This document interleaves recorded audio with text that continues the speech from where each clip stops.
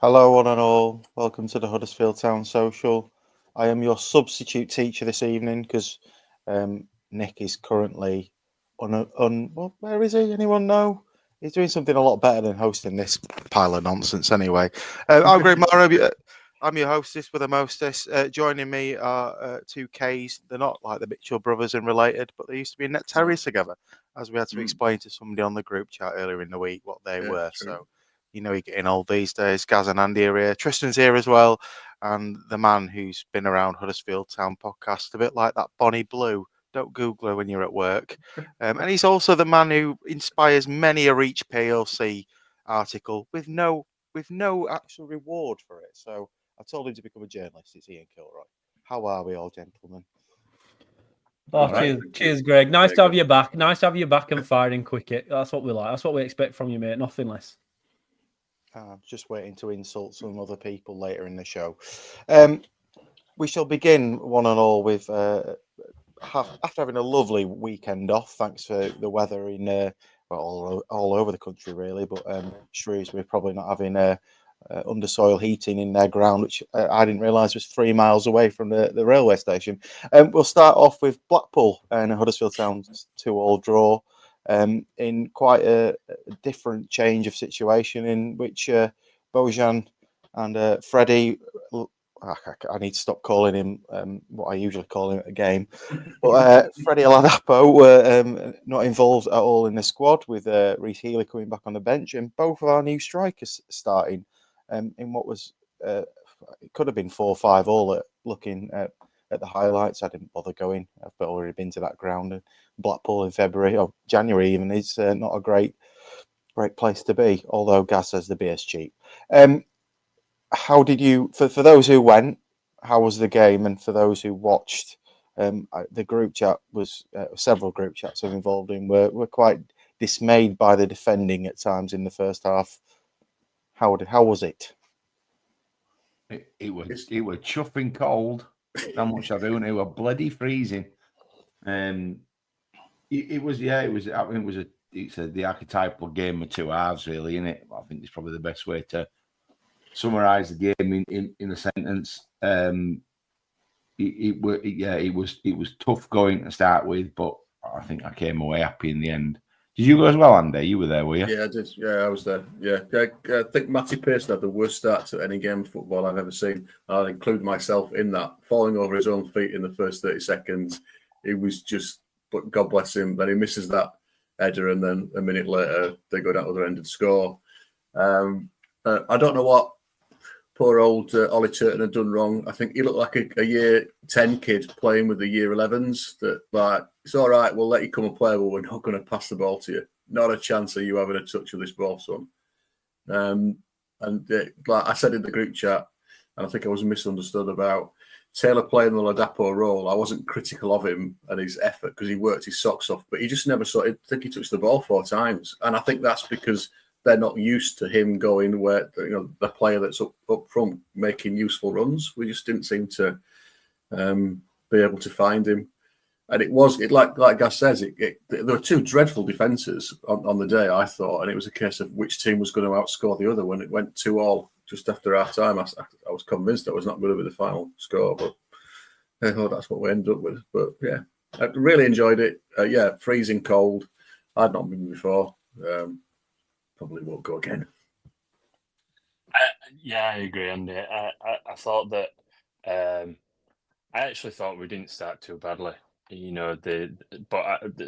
Completely the midfield were a little bit bamboozled by movement ahead of them, and quite a few times they were hesitated on the ball, and they were looking ahead of them thinking, God, I've got people running around ahead of me, and options and stuff like that. And I thought you could tell to begin with that they're not trained much together. But there was points in the first half where they put little nice moves together. I think did Taylor knock one on to Charles, and Charles put Wild through, and it were off the line. He got one cleared off the line early doors. And obviously Tom Lee's channeled his era in a Maradona, and Cruyff turned their defence and put a ball across for Pearson to head wide, which I thought he probably should have and could have done a little bit better. But yeah, then it turned a bit sour then, didn't it? Yeah. It gradually got worse and worse.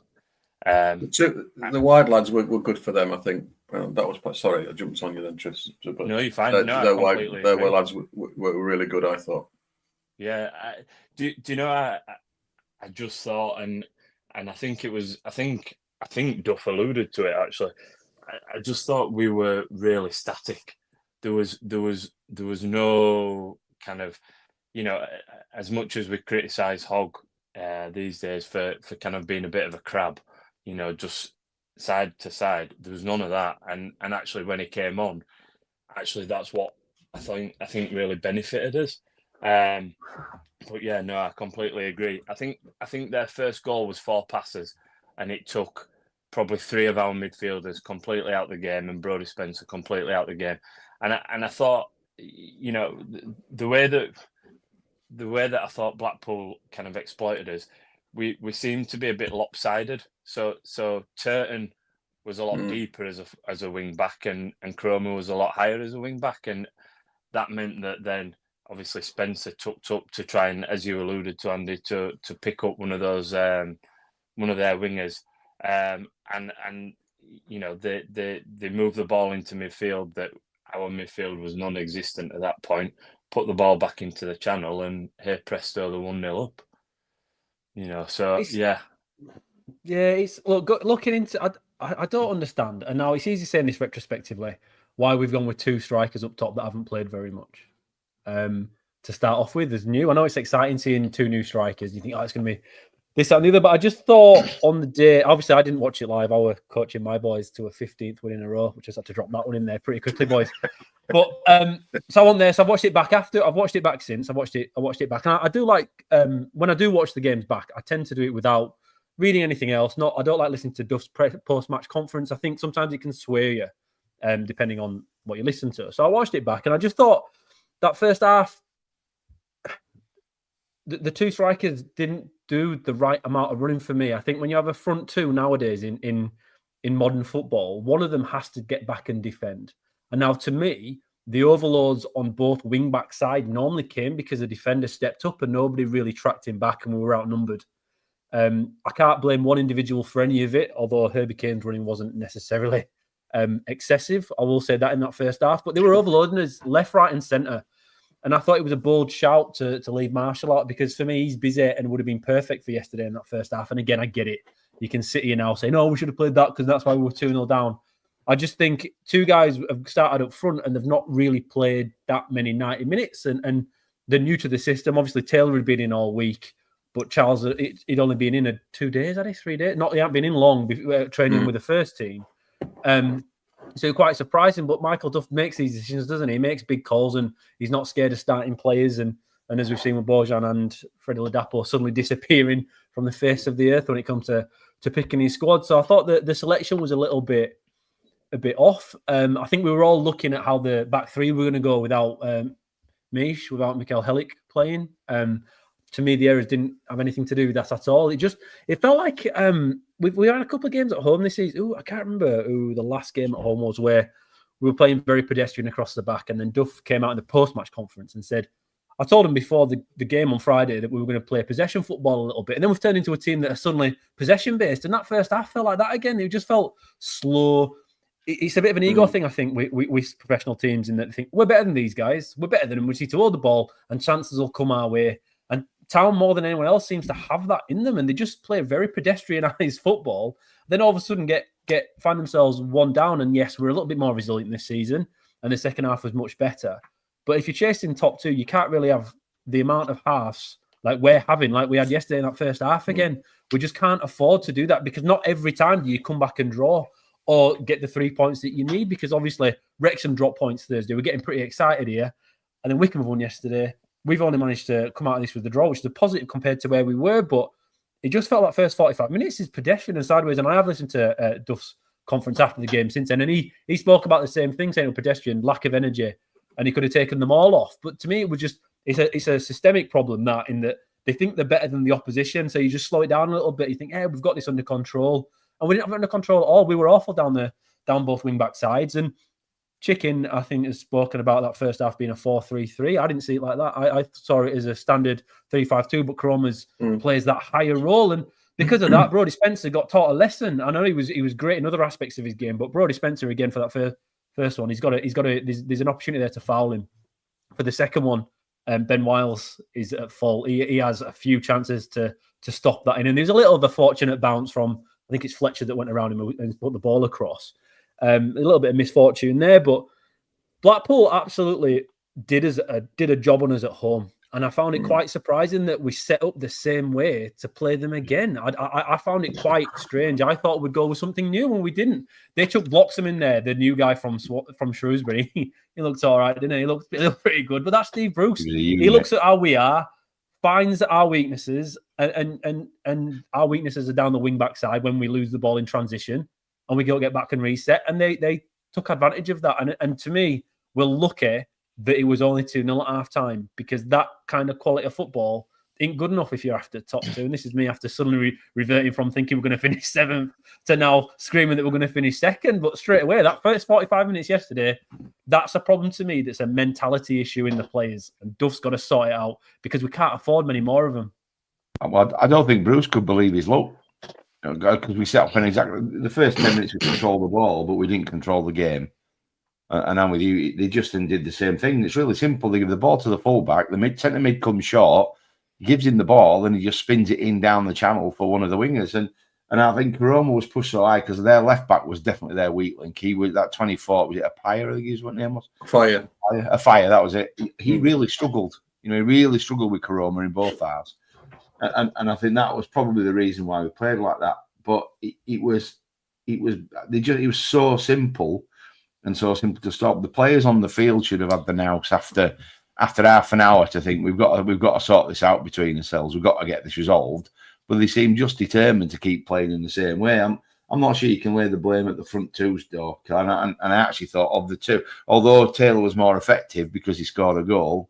I thought on the day I was really impressed with it. Really impressed with Dion Charles. I thought his work rate and his pressing was really impressive.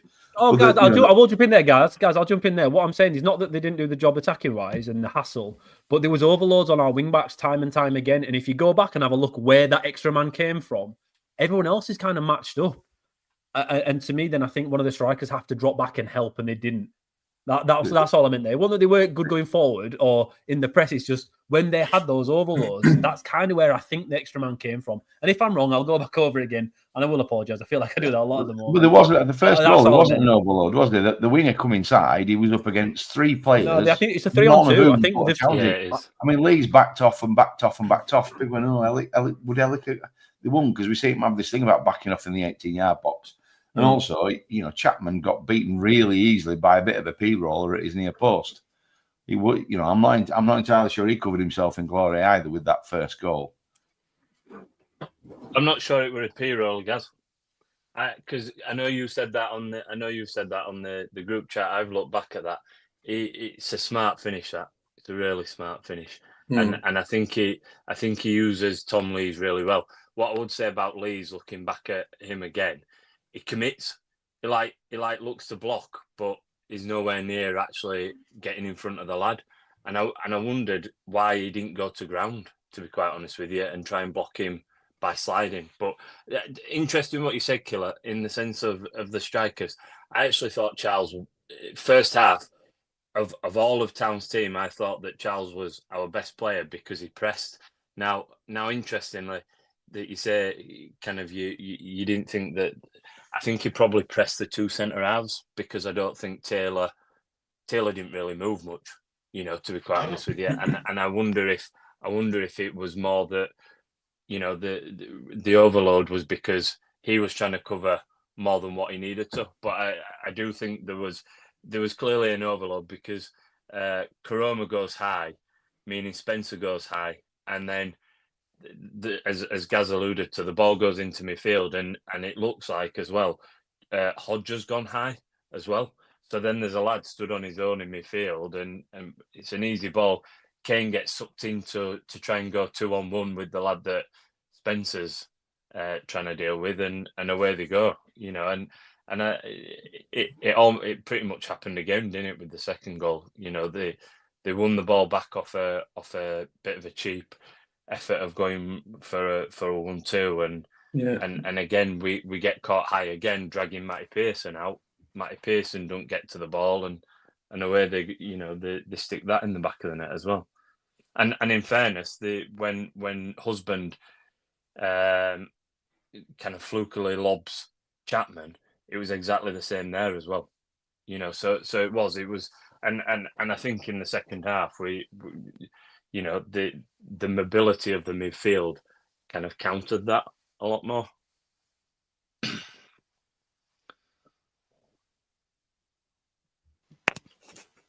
Sorry, I was on mute. So first half, not great, and I'll back Gaz up as well, because I saw Jacob Chapman for me still causes a little bit of unease, but there's a question I'll bring up later about Jacob Chapman.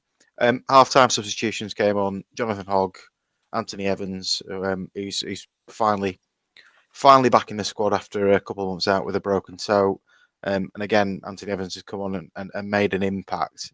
Those changes seemingly worked, albeit it was still quite an open game. Going forward, do you see those two guys getting more of a start? Because, Herbie Kane's played a lot of minutes. Joe Hodge is still a little bit too slight for my liking in that role that, David Kasumu was playing, and now you need somebody with a bit of drive in there. Or is it just Hogg's your super sub when we need to control the game?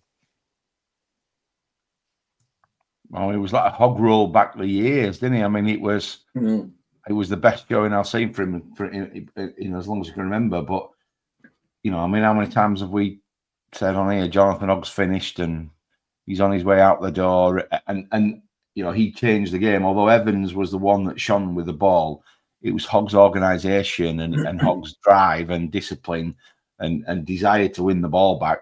That the number 25, actually somebody went within 5 yards of him for the first time, which was a great surprise to the bloke. He was also shocked to find people tackling him all of a sudden, and also his organisation. Conor and I watching it, there was a few times where actually we played some good football and the ball ended up going out for a throw, and he was absolutely ripping into people for not being in the right place, for not pressing in the right time, for not supporting the teammate. And that made such a because in the first half they were all just stood around looking at each other. There was no leadership. We've talked before about a lack of leaders. They made Lee's the captain, but he didn't exactly put a captain's performance in. But I thought Hogg rolled back the years. I was really impressed with him, and I think that's what, as a club now, that's probably what we want from Hogg. Hogg's not going to be playing 3 games back to back. He's just not fit enough at his age, and he's had enough injuries. But his experience and his nous. His calm measure, he'll have been in that situation tens of times in his career, won't he, where you've been 2-0 down and you've got to find a way back into a game, and he made the difference. And I thought Evans was great. He did everything Kane didn't do in the first half. He found the space, and when he got the ball, he used it really well, used it economically, gave it to people that were in better positions than he was, rather than trying to beat a man or go wherever he thought he needed to go. So the two of them made a massive difference, and no doubt they were the real driver for us getting back into the game so quickly. I think Blackpool caught cold. I don't think they could believe it. By the time they'd realised and they went to try and reorganise, we'd already scored 2. Yeah, but that finish from Joe Taylor is absolutely exceptional. That's an exceptional piece of football, because that ball in from Evans on the far side, it's just a hopeful lob. No disrespect to him, he's trying to get it back in the mixer, so to speak. But that is an incredible touch and turn and shot, and it completely, of the 2 keepers that were beaten at that near post during the game, their keeper was more at fault, because I think it just surprised him completely that he'd managed to get a touch on it and turn it and slot it away. And then I think Hoggy appeared to be passing it forward. He played a 40-yard raking ball to somebody down the right side. I can't remember what it was at one point. And I was like, what's going on here? It was this lad that's come on. But yeah, it made such a difference. In terms of whether he's going to play, I think I agree with you guys. He's not going to play 3 games in a week, but he's got to be situational. Whether Evans now comes in for Kane, possibly. I thought Hodge did all right first half for me because he was picking the ball up off the back three and trying to do something with it. But like I say, they were a team of giants, and he's trying to go up and win headers against that Ashley Fletcher guy and getting absolutely nowhere near. He was never going to be as effective as he could be. But yeah, absolutely. I think Evans has got to come in. Who he comes in for, I hate to say this, Killer, but yes, he worked hard, but our mate, Mr. Wiles, I'm not sure what he's, other than working. He had grafted yesterday and he made some real good tackling back, and which I'd not seen from him before. We're wanting him to create, and I'm not sure what he's creating. Oh, Andy, hang on. For Taylor's goal, who smashes the ball over to Evans? Oh, you can't call that a creation. You can't call that a creation. What, having an assist like, with an assist? Is that not a thing anymore? No, come on. That's like listen American baseball, making up statistics to make the game interesting. You can't have an assist of an assist. Whilst like the rest of the team, he played much better in the second half than he did in the first half. You know, and when they were making the subs, I said to Connor, he always leaves Wiles on. You know, he never. If he sacrifices one, it's always been Kane or Evans, never Wiles. He always leaves Wiles on the pitch. Although I say one thing I am getting frustrated with Killer is his set pieces. You know that although we scored from a recycled corner, the actual corner was dreadful, and his corners yesterday generally his set plays yesterday were generally dreadful. But he did. There was one where I can't remember. It was somebody lost the ball, and he must have chased the bloke. He must have made 15 yards upon the guy to tackle him on the halfway line. That was absolutely outstanding. So I mean, the second half he was much better. Thing is, I am not sold on Hodge at all. I think you can look at again. We spoke about this so many times about midfields in that it doesn't actually matter how the individuals play. It's how the unit plays, because a team wins or loses to me 9 times out of 10 on how a midfield controls a game. And now when we have Kasumu in there with Kane and Wiles, we control that midfield time and time again. We have in nearly every game they've been together. Probably every game they've been in, actually. I might be wrong, and somebody I'm sure will correct me on that. But when Hodge plays, it feels like a massive drop-off from David Kasumu. Again, individually, he does pick up the ball pretty deep and drive it forward okay, but that's not just what a midfield does. They've got to organise. They've got to stop passing lanes, and it doesn't show up on the stats. It doesn't show up. It's one of those things that you don't see it going wrong. You only see it when it goes right because there's no pressure. And when Hodge plays in there, it's not doing it for me. I might be wrong. He's a young lad. He's with us on loan to get better, and maybe by the end of the season he'll have progressed and be better at it. But right now, when Kasumu is not in, Hodge isn't quite there. But the problem is with Johnny Ogg is we've been here for years and saying, his legs have gone and this, that, and the other. Okay, he's come on at half time in a game with 2-0 down, nothing to lose. Going to give it a good go against somebody 16th in the league before the game. Of course, he's going to be all right. Or he's got more of a platform to not be awful because we are going to be the team as the aggressor. And it's the same for me with Evans.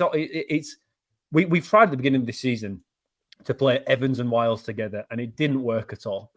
And there's no belief in me at this point that it can work even now. When you're 2-0 down and you're chasing the game, absolutely you chuck your creators on, and maybe it'll work because you don't necessarily have to concentrate on the defensive aspect of the game as much. But for me, Evans up until yesterday has been a huge underdeliverance this year.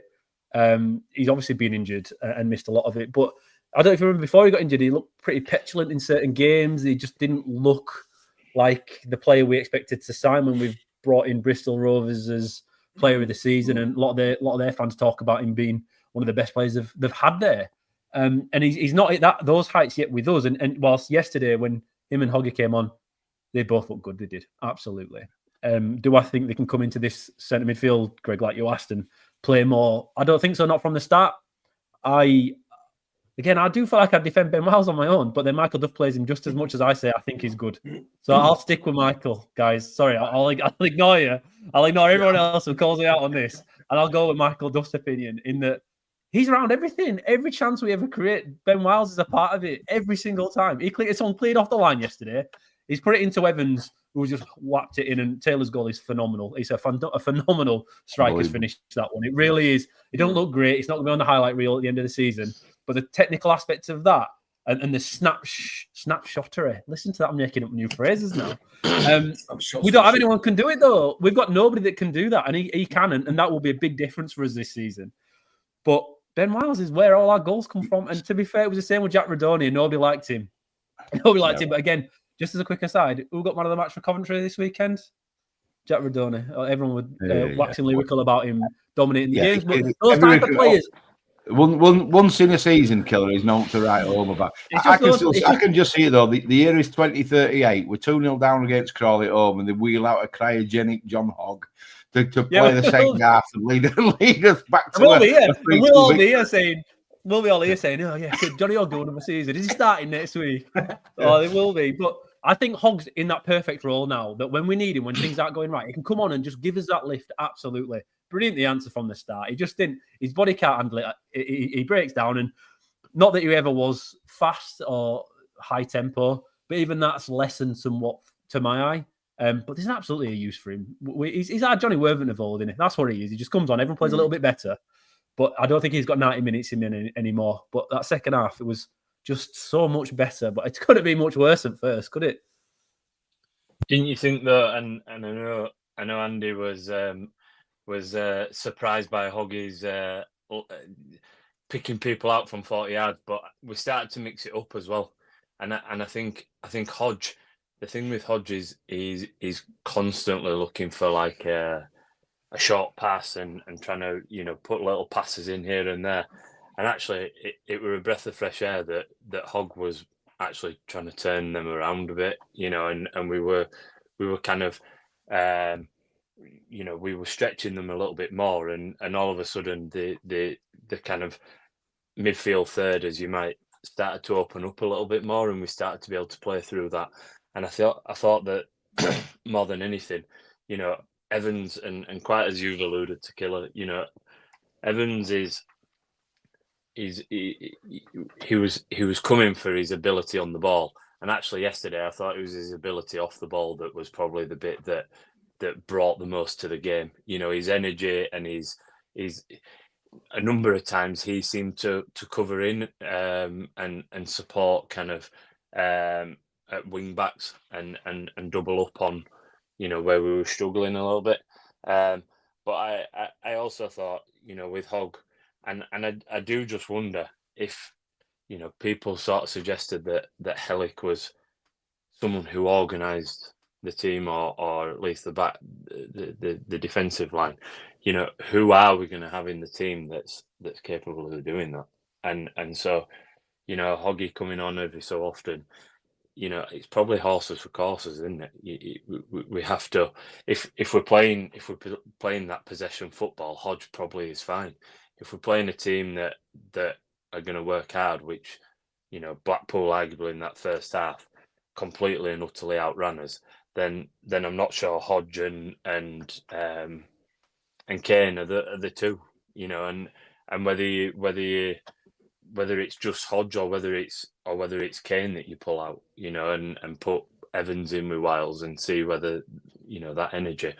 But again, and we have to note it, Wiles yesterday, I think probably the reason why Duff does go with him is, you know, he is the person that gets on the ball. He is the person that runs beyond the strikers, which has been really important this season when we've had nobody move, you know, no movement up front. Yesterday he showed that he also was capable of tracking, and he did do it quite a few times and bailed us out in that midfield. You know, arguably would have liked him to have done it in the first half, and they might not have gone 2 up, but you know, you can't dig him out for that. But then something that just was, as much as Taylor was a joy with his finish, I actually thought the second goal was a joy, because the pair of them, both Taylor and Charles, split, you know, and their movement just opened up. It was like Moses parting the sea on it. You know, all of a sudden, Brodie Spencer was just able to run straight through the middle of Blackpool's midfield and defence. You know, a bit of a deflection that took the ball in the top corner, but I just thought the way that they both moved, just like Joe Taylor with his finish, we nobody would have finished that up until this week. Nobody would have finished a goal like that this season for us. For the second goal, I don't think we'd have got that chance, you know, because again, I don't think that movement would have happened. They'd have been stood there blocking the, blocking the road as you might. So yeah, I thought the strikers actually brought a real difference to us yesterday, kind of across the full game, and going forward we've got a real prospect there with them too, but also with Marshall to come off the bench and Healy to come off the bench. And I think probably just one other point that I think is worth making is first half, we weren't picking up the first or the second ball. And I thought quite simply second half, all of a sudden we started to compete a little bit for the first ball. Weren't always necessarily winning that first ball. But then Hogg and Evans were around people and started picking up those seconds. And instead of that ball going, kind of into the midfield area, them picking it up and, all of a sudden, because they did get forward in numbers, they were on top of us. I thought kind of a lot less times in the second half, we managed to pick that second up and stop that from happening. Although not all the time, that APTA still causes problems in the second half. Yeah, we got away with it a bit. There's a couple. I think he got a chance pulled back to him sort of on the penalty spot. He blazed over Blackpool Tower in second half. He should have scored there. So it was one of them that on another day, to quote Mark Fotheringham, you think he'd have had the confidence of scoring that good goal in the first half, that he'd have just slotted that away, but thankfully he didn't. He became a bit like, it was a bit bad. We were getting hammered at first half. It was a bit like basket. After it became 2-2, it was end to end. It was end to end for 10 minutes. It really was exciting for a neutral. I was talking to a lad today who was a Leeds fan who, for some weird reason, had watched it on telly, and he said, actually, it was quite an exciting game. It was end to end, and I think it was something like 43 or 44 shots between the two teams in the game. I mean, I'm not saying I like it, but that probably goes back to what you said about the defence being a bit poor on the day at both ends. Well, speaking of the defence, Tom Lees could have actually won it in the last minute as well. Final minutes. It's not for the first time this season he's missed a point blank header anyway, but alas, Desmond was the final score. Because we've had a few players come back, I just want to ask this question, and it was a question that we were discussing at work with another Town fan, and we were on very other sides of the kind of argument. But Lee Nichols is now back. I kind of agree with Gaz that Mr. Chapman didn't have a great game. Certainly, Brodie saved his blushes, and I think that would have been game, set, and match had that gone in. It was a fantastic clearance, probably why, along with the deflected goal, he was in a lot of team of the weeks from Opta to the Football League paper, etc. But Jacob Chapman's had a good run in the side. He's looked good at certain aspects, but Lee Nichols is back. Surely, for me, anyway, he starts. Gentlemen? I think Chapman's earned at least one more goal. I think it could be quite detrimental to a young lad to have performed as well as he has done. Yeah, he didn't cover himself with glory. My view, he's earned at least one more game. But then, Nichols is and always has been our number one, isn't he? So maybe that you look at it that he's the, we've had more than we expected from Chapman, and it's time to get the number one back in. But I'd feel really bad for the lad if he got dropped after one game. Yeah, it wasn't a great performance, and maybe you could go back to the Bolton game that we played him in the Fuerteventura Cup or whatever it's called. He didn't have a great game that night either, so maybe his form's on the wane. I'm not making up any decisions here at all. No, I'd leave him in for one more, but let him know that Nichols is chasing his shirt, and just take it from there. The problem I think he has, unfortunately, is that Town fans love Nichols. So every tiny little error he makes from this point on is going to be, we should have Nichols in goal. He's only a young lad. I know he's 24. He's not. I think he's 24. He's not particularly young when it comes to outfielders, but as a goalkeeper, he's not very old at all. And he's also played without any real competition for the last 12 games he's been in for. And being a goalkeeper, I actually don't think it's on ability. I think at professional level, it's on mentality, and it's on how they deal with whatever's thrown at them and whatever position they find themselves in at a club. We've had Ben Hamer, who had one of the worst run I've ever seen a goalkeeper have at Town. And it's not necessarily his ability, was it? He just mentally got to a place where he couldn't play for us. He came back round eventually and did okay in the end. But there was a period of time where we were awful. And we also had Ryan Schofield get thrown in a little bit at the deep end, if we remember. And that didn't work out too well. Chapman's come in. And at first, he was fine. He was great. And up until, again, Andy, like you say, that Fortune Ventura Cup, whatever it was. Is it against Bolton won it? There were a couple of iffy moments in there. And again, the murmurs start. When if Nichols is in goal and Chapman's on the bench, and Nichols does that, no one says anything. Oh, he's made a mistake. But the problem is with Chapman, if he makes a mistake like that, Town fans are like, yeah, we've got Nichols. Change him. So I kind of feel you're in a position here now where you have to change it. I'm very impressed that Duff kept him in. I think it'd have been an easy move for Nichols to come back in Saturday, and he's put him straight back in. And now my point on this before was, what more can a backup keeper do? Chapman's come in, and at one point he 9 clean sheets out of 14 games or something. I've made that up, but it was something really impressive like that. I haven't got it to hand. What more can a backup do when he's come in, done that? You've not lost for 15 games. You again, I think defensive units work when the defense and the goalkeeper have got chemistry, not necessarily just individuals, but they need that chemistry, and it seems to be working for some reason.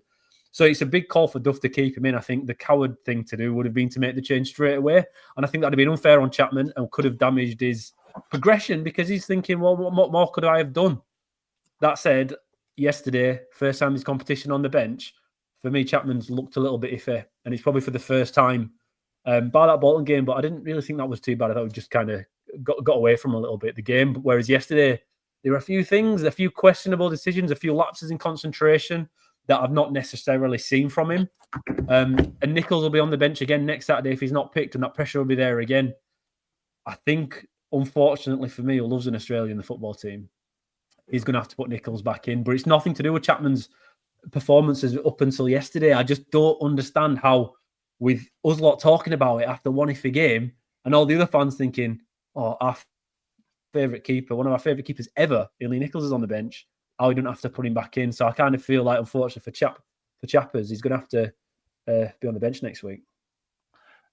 I think if you take away, if he wasn't a goalkeeper and he was a centre mid, or he was a centre half, and your best centre half had become available again, then you would expect him to drop in.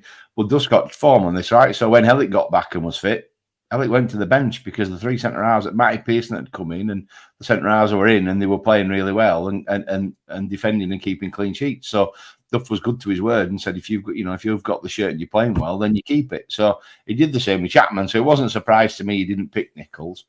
But it's the first time, as you say, he's had to look over his shoulder and see a proper keeper on the bench who he's more than capable of taking. I'm sure Maxwell is more than adequate as a professional goalkeeper, but he was never going to be coming into the team in front of Chapman anytime soon, was he? So I think my gut feeling is I think he'll continue with Chapman, but I think Chapman knows that Nichols is going to be knocking on the door. There's also a chance Nichols might go, of course, in January. He's another one that'll be on big wages, another one that might be worth a few quid if we can get him shipped out. So there's also a chance Nichols might be gone in Jan. So you don't want to pull Chapman out, chuck Nichols in, and then find he gets sold on deadline day, because you've then got to go back to Chapman and try and re-engage him and get his mind right back in the right place. So I think we'll see Chapman on Saturday. I do.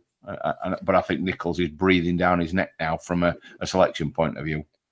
No, that's a good point, that, guys. If he is going to move Nichols on, if we are looking at that, and it's pretty clear, we'll go on to it later on about Duff's, not Duff, but is it, I can't remember what came. It was Duff talking about who've been told they won't get much game time and probably looking to leave. That's probably the most important thing that's happened this week, is those comments from Duff that we'll go over later on. But if Nichols is one of those guys getting shipped out, then there's no way you can drop, like you say, Chapman now for Nichols to come back in. But Greg, you've been to a lot of away games this year, haven't you, as well as the home games? And I think with a goalkeeper especially, you see a lot more with them when the ball's at the other end of the field. Do you like the confidence and how they hold themselves and how they stay concentrated? Did you notice any drop-off, or have you noticed any drop-off with Chapman in the last few games? Because other people have, but I think when you're there, you see it a little bit differently than when you're watching it at home. I think Mansfield, he made good shot stopping decisions, but Mansfield was one of the first games where I thought, I'm not sure he's got it in terms of command of the area. And it goes back to that kind of thing. He's not the tallest of goalkeepers. He's 6'1"ish, I'm guessing. Mansfield scored a very sloppy goal, and it was very noticeable in those windy conditions. And we'll caveat that game before Christmas. I think that was the first time where I actively noticed that, Town could be bullied in that box as well. We're not the biggest of teams. We're not the fastest of teams. Given the fact we're fourth in the league, I think that's quite surprising. But for me, I'm looking at Wrexham and I'm looking at Birmingham, and I'm looking at who I want in my net. I want my best players. Jacob Chapman has done a hell of I felt sorry for him when he came on, served a penalty on his debut, and then he was back to being number 3 a couple of seasons ago. He's a very good goalkeeper at this level, but if you've got Lee Nichols on your bench and he's staying, it's a very good point Gaz made. You've got to go to your best keeper with 2 massive games coming up, because I'd much rather have Lee Nichols having 90 on Saturday. Sorry, I know it's early kick-off, confuses me. Have 90 minutes, get ready for 2 massive games against 2 promotion rivals. I'm quite surprised about the Chapman chat, because we sat here, certainly Gaz Killer and I and Nick in the last pod, and all harmoniously agreed that Chapman absolutely should stay in the team, and there wasn't any question about him. And he had a bad game, but so did 10 others. And I don't think really we're sitting here saying that all 10 of them should, or all 11 of them should be replaced, but then Chapman should. I think if you take Chapman out, you probably gain in some areas, but you lose in others. You're absolutely not going to get any quick distribution from Nichols. You're not going to get the ability on the floor with Nichols. I do agree that he's a bigger presence. I don't think Chapman's ability in the air is as bad as people quite make out. He came and caught a few at the weekend. He does tend to punch, but so does Nichols. Nichols, I don't think catches much, to be quite honest with you. He does quite often punch. But yeah, I do appreciate that. In theory, he's the number 1 at the club. He's the more experienced goalkeeper, and as Killer alluded to, earlier on, but also I think last time we spoke about it, it is about that unit and whether that unit kind of works better. And he does come across as a bit of a giddy kid, does Chapman, whereas Nichols is obviously a bit of an older head and probably kind of less spontaneous and more sort of what he's going to do. You know what he's going to do and what he's not going to do as well. I think is probably the more important thing. We'll move on from that chat. Please go ahead.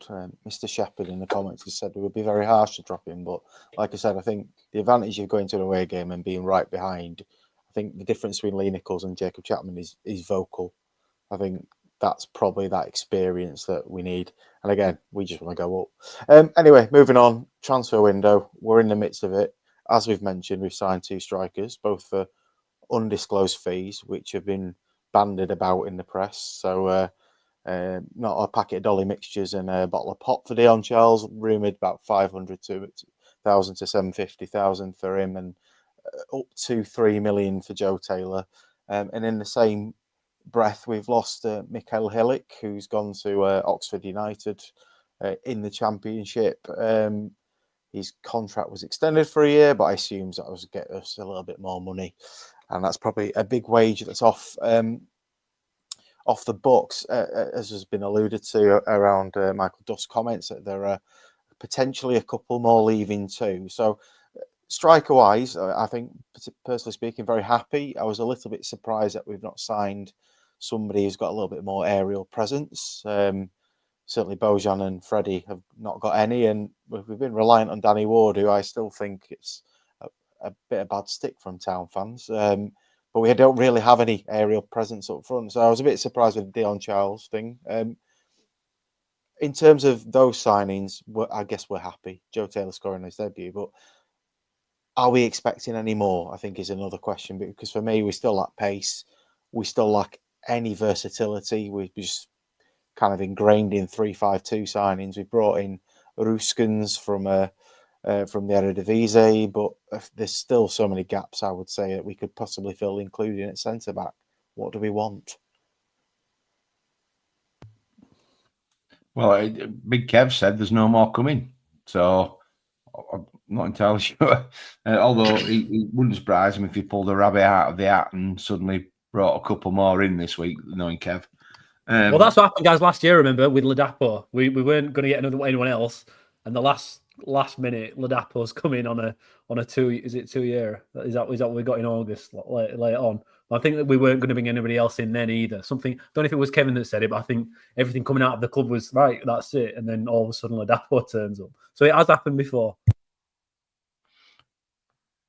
Well, and weirdly, they had the young kid Eccleston on the bench, I noticed on Saturday, which sort of came a bit out of nowhere because Duff was saying, more or less implying he was going back out on loan, possibly to a League One club. He'd been at League Two, and he was more or less saying, well, he needs to go out again for his own development. So I was surprised to see Eccleston on the bench, which I don't know whether that. I just wonder if that was a subliminal signal from Duff to the chairman. Well, I'm having to play. I'm having to bring a kid into the first team squad. I'm now a man short. Now Helik's gone. I need somebody. I don't really know, but we've still got a boatload out injured. I think the problem is time's not on your side when you've only got, what have we got left of the transfer window? 10 days, 11 days, whatever it is. Waiting to see if Bolker can actually play 2 games in a week, 3 games in a week, and not break down probably is the key to whether I think we need a centre half or not. So time's not on your side. They've either got to believe the hype, which the hype is, well, we've got enough centre halves and they're of enough quality. We don't need an additional one to replace Helik, or you do, or as you say, Greg, we just want to go up, and does he want to miss out on that opportunity for the sake of one more signing, especially when Duff's intimated there'll be possibly a couple or 3 more going out the door the other way. So, my view, I don't think we need another centre half. I don't. I think we're fine in centre mid. Wing back still worries me. We're still relying on Ollie Turton and that and Karoma, and the fragility of that we're seeing on Saturday for all. It was laid bare for all to see, wasn't it? The how weak we look when you play those 2 at wing backs against any team that's got pace. And the other issue with pace, Greg, is I don't really know where pace goes in a 3-5-2 other than wing back. Don't really know where that works, but I was impressed with Taylor and chat. Taylor is exactly what I hoped for. Really, he was horrible. He was niggly, and he got one chance, and he put it away, with aplomb. So, and I love the fact, by the way, he didn't even celebrate it. Got the ball straight back halfway. You would think scoring a goal on your debut for your new team for big money, you'd be knee sliding in front of the away fans, giving them the rods, wouldn't you? But no, it was pick the ball up. Let's get back to the halfway line and get on with it, lads. I was really impressed with him. For me, it's about time. It's like how long, as Stephen Shepherd's put in the comments there, is it another 6 weeks for Longwick? Ideally, we'd have, for me, the Pearson and Leeds go out of that back 3, and it's Spencer, Longwick, and Balker. But how long are we going to have to wait for that potentially to be there? And if it's a week or 2 weeks for Longwick to come back, then yeah, because it looks like Balker's building up fitness, we don't need anybody. But if it's going to be longer than that, I wonder whether it's a case of, and I've just thought of this now, we send Longwick back and we get somebody in who can do a similar sort of thing to him on the left-hand side. Now, whether that's a unicorn, a mythical beast that we can create, but have we got the window, particularly that we've got Birmingham coming up, we probably won't get him in, in time for him to play Birmingham in about 7 or 8 days' time, isn't it? No, it's a bit longer than that, maybe 10 days' time. I don't know. I wondered about Eccleston. I same as you, I wondered whether that was actually I've got nothing else. But I wonder also, does that mean now that because he's appeared on a team sheet for us, he can't go anywhere else now because he'll have played for 2 clubs? I don't know how that works because he'll have played for Barrow and he's appeared on a EFL team sheet for us. Does that mean he can't go anywhere else? So we're now going to... I mean, I rate the kid. I was really impressed with him in that 30 minutes that he played at... where was it? Harrogate. I really liked him. Looks a bit lightweight, but he couldn't have done a worse job than Turton did on. God, I mean, I love Ollie Turton. He's a top bloke, Ginger Cafu, but he was so far off CJ Hamilton for most of that game that it was like he was being marked by me. It was just absolutely. It was like, I'm not fast enough to get near him, so I'll give him 2 yards because he's quicker than me. And then he wasn't there when he was receiving the ball, so he had time and space to do whatever he liked. I think we do. I think we've got.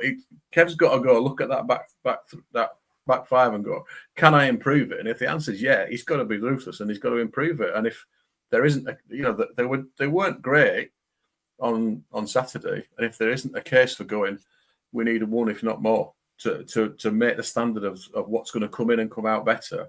I don't know what else we'd need as a case for it. So I think Helik was going to play. That's probably our best centre half. So if we're serious about going up, for me, we've got to replace him.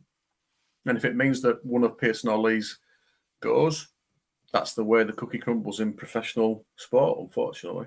But yeah, that's my view on it. I think we need one. I think Eccleston was on the bench because Ruffles was ill, and there was, in theory, there's nobody else at the minute, and I think that probably is your answer. I think potentially we're a bit light, as Gaz has alluded to, at wing back. I don't think we're light at centre half, to be quite honest with you. I think there's multiple people that can slot in at centre half.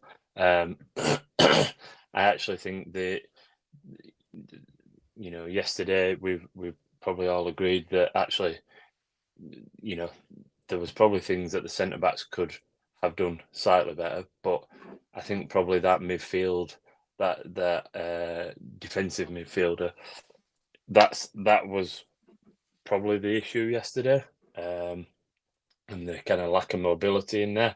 So actually, I don't think we need another centre half. I think if we're going to go and get a centre half, we, in the summer we're going to lose Lees and Pearson on with their contracts running out, unless they and Ruffles as well, unless they get new contracts. So I'd be inclined to go out and get some decent young centre backs, and I think probably, the only centre backs realistically that you're going to add at this point is a Premier League loan. Birmingham went and got Grant Hanley the other day, and I think that type of centre back might have been a shout, but I don't think there are many out there, to be honest with you. Kind of that will bring real experience in there. So I think the only option you would get is a young Premier League loan, and I don't think now's the time to be going and throwing young Premier League loans in at centre half. And I'm probably stealing Killer's thunder a little bit here, but I actually don't think Lees and Matty Pearson are poor League One centre halves. I actually think they're probably at towards the upper end of the better League One centre halves. So, they I think obviously they struggle against teams that are quite mobile and with pace, but how many teams in this league have we come up against? Particularly, and this is probably what the surprise is with Blackpool being kind of lower down the league, particularly down the lower end of the league. The type of strikers you come up against are big kind of thugs almost, and Pearson and Lees deal with them, So I'm not so certain, and I think that's probably why they've taken a bit of a gamble on Helik going. And to be honest with you, and I think I've called it out in the past. I don't quite think Helik. I think it was in possibly like the QPR game or something last season where he got a late kind of, someone slid in on him late, and he had an issue with his quad maybe, and I don't necessarily think he came back from that very well, and until kind of probably the most recent games when he come back from this most recent injury, I actually thought the last few games he's been brilliant, and probably back to the Helik we know, but I'm not as sold as a lot of people on, or not as concerned of losing Helik as a lot of people seem to be. I'm same, Tristan. I think Tom Lees has been the best central centre back we've had this season. I think we can all sit here and we can also get better players. Of course we can. There's always a better player out there, but you've got to be realistic and you've got to look at what you've got. So we've having a quick look here. We've got 5 centre backs who can play in that any of the 3 roles. For me, you've got Balker, you've got Pearson, you've got Lees, you've got Lonvik, and you've got Spencer, right? And they're starting quality centre backs in this league. How many can you have? Like, how many can you afford? To me, I reckon Helik's gone to be able to bring Charles in. I think that money's more or less a straight swap. So the actual question we should be asking, is it worth getting rid of Helik to bring in Charles? That's kind of what I think's happened in that it was a very quick thing. The rumoured amount seems similar. Similar age player. I don't think the variance in cost will be too different. So I think we've made the gamble here to get rid of Helik to go with extra firepower because it's just not working up top. But we've got a squad of 25 players. We've got 2 players in every position. We've got midfielders, Kasumu, Hogg, Kane, Hodge, Wiles, Evans, Yapenda. Wingbacks, Sorensen, Turton, Miller, Royskins, Karoma. Unless you count as a striker, as I do. Then up front, right? Wait, this. Taylor, Healy, Radulovic, Ladapo, Charles, Marshall, and Ward. How many players do we need? This is the thing. So, yeah, well, I think we're a centre-back short. I think you need 6 centre-backs. But the 5 that we've got are, like you say, young lads on loan. They're not 18-year-olds that might be good in a few years. They're all guys that should be starting in League One for a team everywhere else. You can question, I think, a few things about who we may have bringing in players, right? And who's in charge of that and the scouting and whatnot. But I think if you look at the numbers that we've got for the positions that we have, we've got enough players. If we need to upgrade them, that's a different question, but it does require some else. And I think that's the more important question here. It's not if we need another centre-back. Obviously, there are always better players available. We're a League One club. But it's who can we get rid of to be able to afford to bring more people in? Because if you're looking through the squad, it's not just the ones that aren't playing. Like, we can all sit and say, Ladapo's nowhere near our first 11 now. Him and Bojan weren't even in the squad. But they won't be on small contracts, and we have to find someone to take them. So then we can reinvest that money. So I think that's more interesting. And now we had the press conference from Duff the other day saying, we've told people that they won't be getting as much game time, so we're looking to move them on. And reading around the kind of the rumour forums and whatnot, and who's available and who could go and who ain't going to play. I think that's the more important question. Who do you look at in this squad who are first team quality that will look to move on? Because I think that's what's happened with Helik. Obviously strikers, but who's going to take? No one's going to take Radulovic or Ladapo, I don't think. Ward can't go anywhere because he's injured, and you're left with Healy, Taylor, Charles, and Marshall. Right? I think they're all going to stay. So I think Josh Karoma is probably one player that may leave before the end of January, and I absolutely love him, but he's not a wing back. We've got too many strikers in front of him to play there. I know did he play most of the game yesterday? Did he 83 minutes, or did he play all? I can't remember.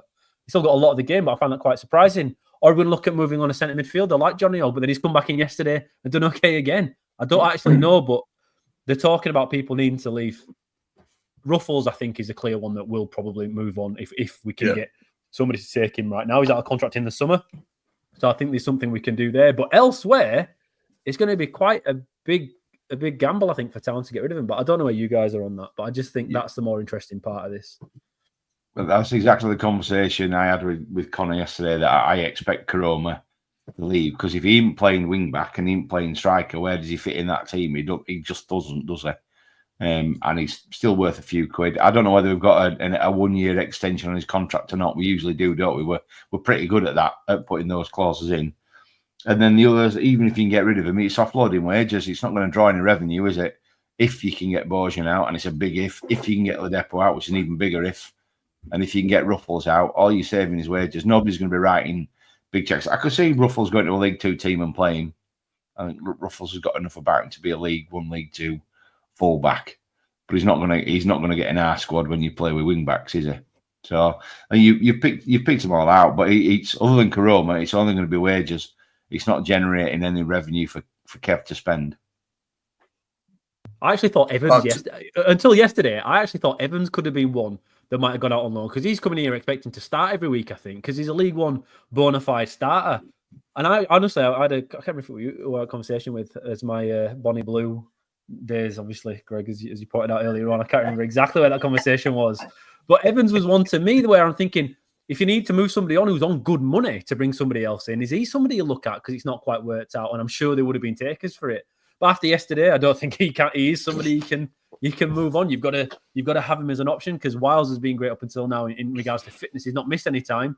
But if anything happens, Evans is straight in there, no problem. I don't know. I just don't know where the money is. The other one I was thinking is Turton. But this is ridiculous, isn't it, boys? Because these guys are starting now. Up until 3 weeks ago, guys, we and I are talking about how the only player we have attacking-wise who can create a moments, Josh Karoma. And now we're saying, yeah, but he's probably going to have to go before the end of January. And we're not that bothered about it yet. Still expect second. Turton, when he came on, who did he come on against for the first time? Was it Wigan? No, it can't be Wigan. I can't remember. The first time he came on, we looked so much better down that side. And then since then, down that side, he's looked better. We've looked better and better and better. But now it's like, it looked a bit iffy yesterday. We need to have somebody on. He's either guy out the door and he's out of contract this summer. I think he's another one. So for me, it's Karoma and Turton who could be moved on along with Ruffles. But I just wanted to just chuck that in there, boys. I don't think my lad won't be going anywhere. I don't think because he's currently injured. I think he needs to go on loan. My view.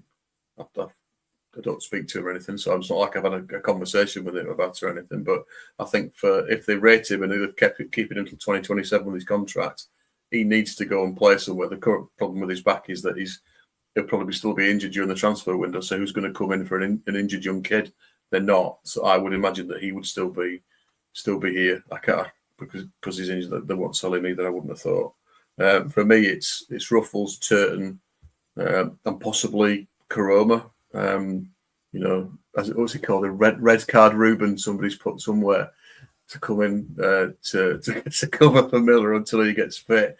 You could argue that Eccleston potentially could cover for Sorensen. I mean, Sorensen's back training, isn't he? So maybe he might be appearing next week. So we might get a bit of an uplift down the right hand side, wing back wise. I think potentially those are the types of players that I thought of when he said we're going to be having conversations. It's clearly Ladapo, Bojan, Ruffles, Turton, and possibly Karoma for me would be the ones that he's probably had conversations with as being at the bottom end of the 25 and probably not going to make the squad every week. There is one asset that we haven't cashed, which is Sorba Thomas.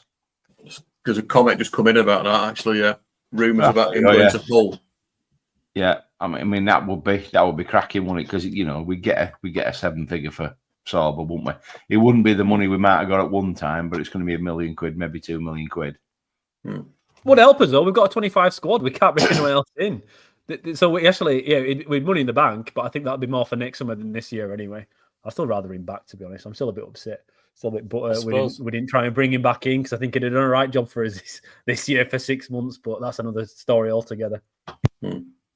I suppose the only other question is, if you look at it, if we did get rid of Karoma or Sorba, the players that could do a job in the Championship if we get back up, whereas someone like Turton, probably Ruffles, and we mentioned earlier 3 goalkeepers, 3 probably what you class as first team goalkeepers.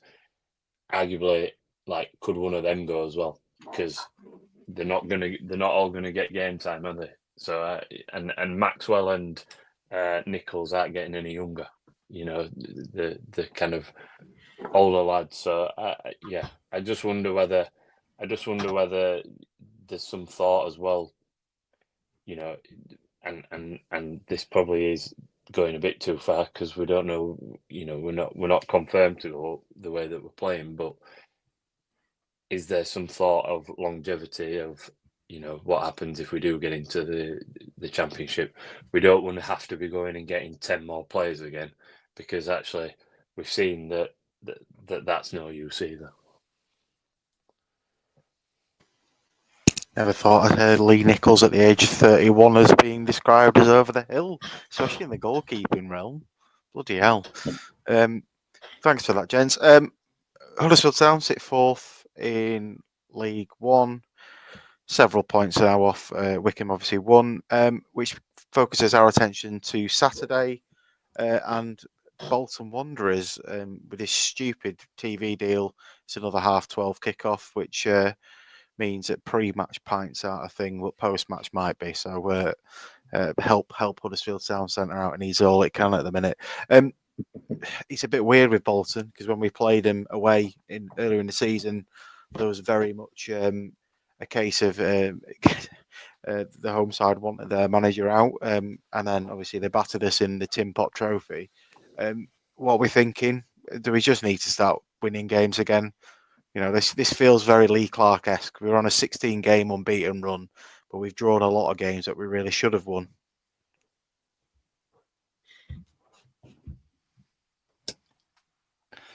Am I going first then? The silence probably speaks volumes, Greg, doesn't it?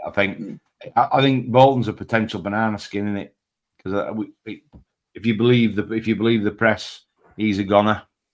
He's gone all weird, hasn't he? So I think Everett's probably a goner. So I hope they don't do that before we play them.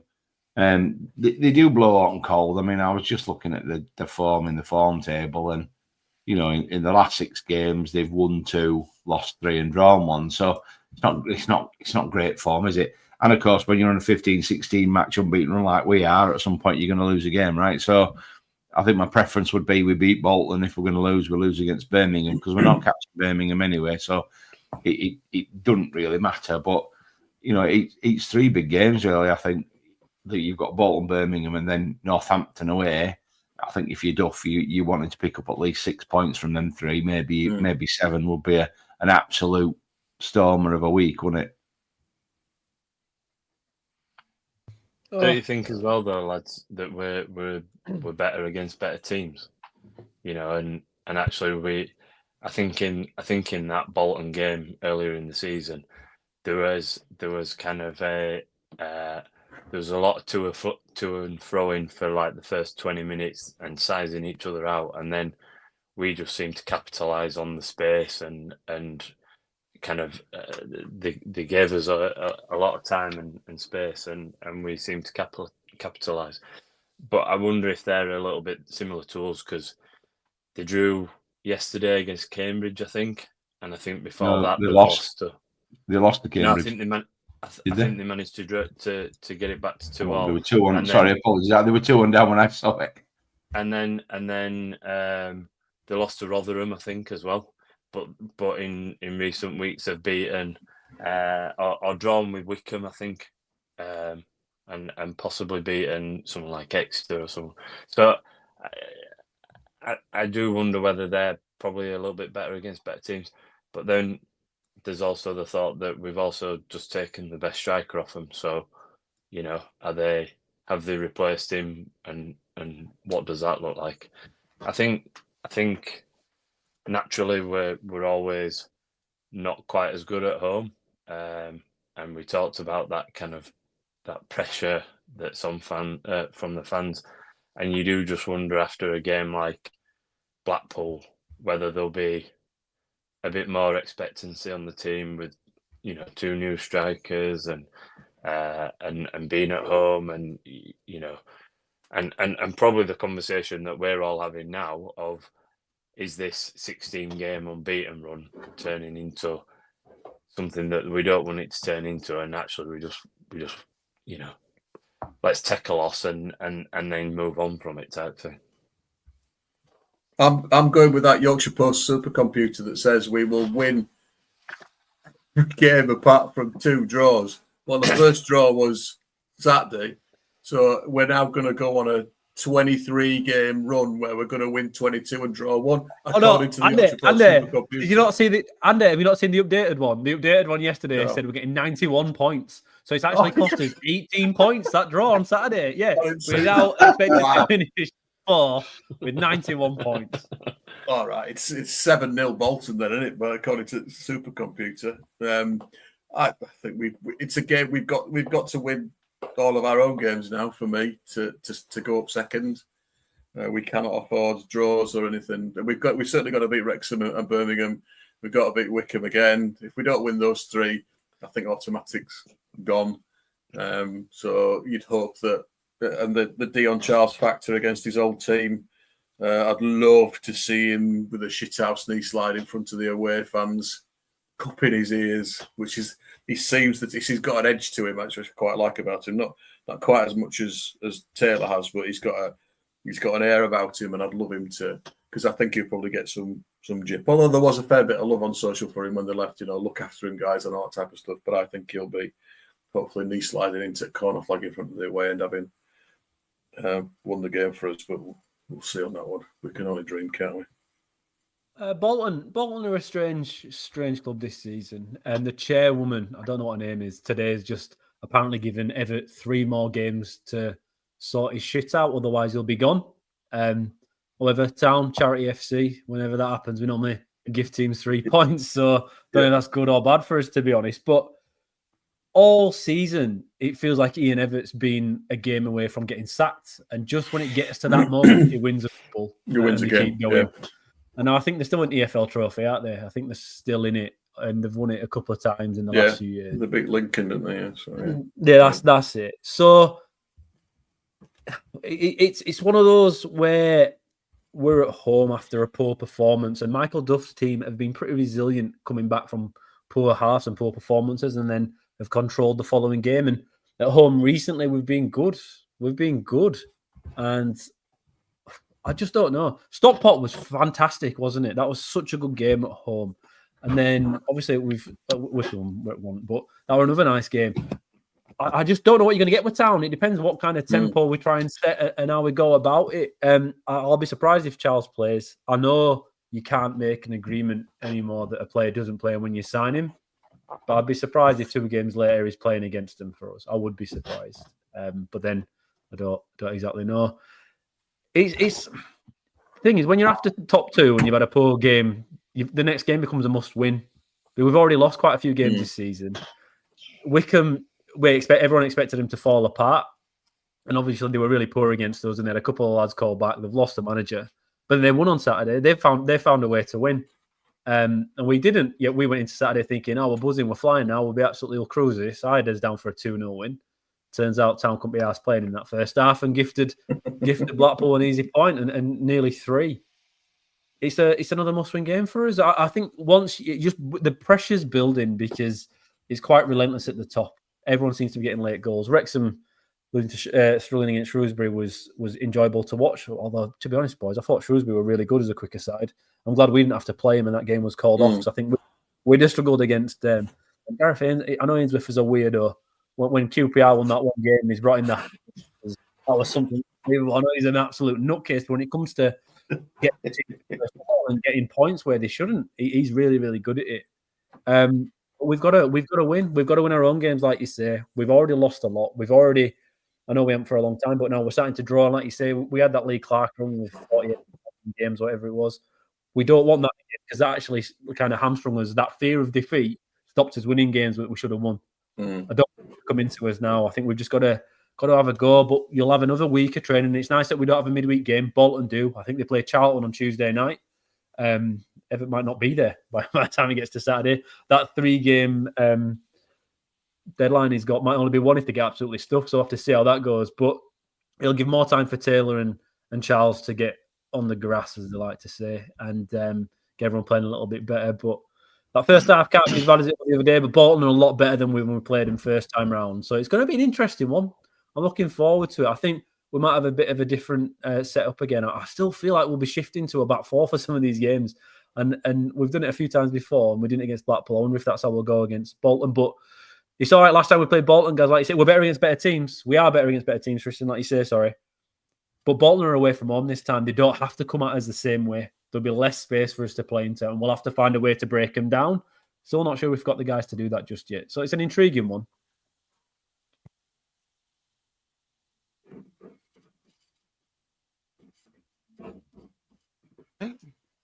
Lovely, thank you. Yeah, but Bolton play on Tuesday. Sorry, I was too busy looking at the fixtures for the week and checking my EFL fantasy. I'm in top 500 in country, so I'm got to keep that up there. Here he goes. Listen to his chimming. If it's not Gaz chimming about New York, it's Greg saying the top 500 in EFL fantasy. Probably 500 people that play it though, Greg. That's why. There's quite tens of thousands. It's not like a Premier League, but it's much more interesting. Right, thank you one and all. We'll somewhat see you next week, and hopefully it'll be after another 3 points and a very merry drink in Huddersfield. Thank you one and all for tuning in. Thank you for those who have been commenting. I hope we've answered most of your stuff. If not, just comment again, and you won't have me to host for another couple of months. So your host might put your comments out there. Gaz, Andy, Killer, Tristan, thank you very much. Enjoy your weeks, everyone, and we'll see you at the stadium next Saturday. Goodbye.